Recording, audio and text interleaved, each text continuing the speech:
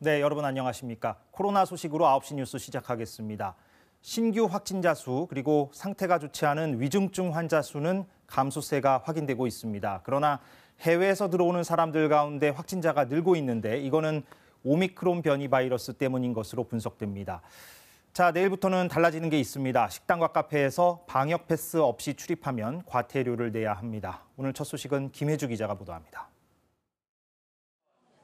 코로나19 신규 확진자는 3,376명, 전날보다 134명, 지난주 일요일보단 457명 적었습니다. 위중증 환자도 821명으로 줄어 나흘 연속 800명대입니다. 그러나 해외에서 입국한 확진자는 급증했습니다. 지난달 중순 신규 확진자가 하루 7,000명이 넘을 때도 20에서 30명 수준이었는데 지난달 29일 100명을 넘긴 뒤 두 번 200명을 넘겼고 오늘은 236명으로 집계됐습니다. 입국자가 많은 미국과 유럽에서 대규모로 확산 중인 오미크론 변이가 원인으로 꼽힙니다. 실제로 지난 1일까지 일주일간 집계를 보면 10명 가운데 7명이 오미크론 변이로 확인됐습니다.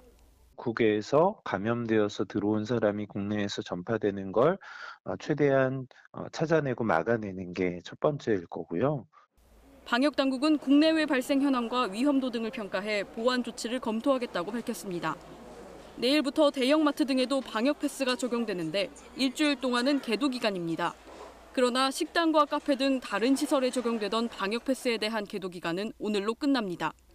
방역 패스 유효 기간을 어기면 내일부터 과태료나 행정처분을 받게 됩니다. 이용자에겐 10만 원의 과태료가, 시설 운영자는 과태료와 함께 운영 중단 등의 행정처분도 받습니다.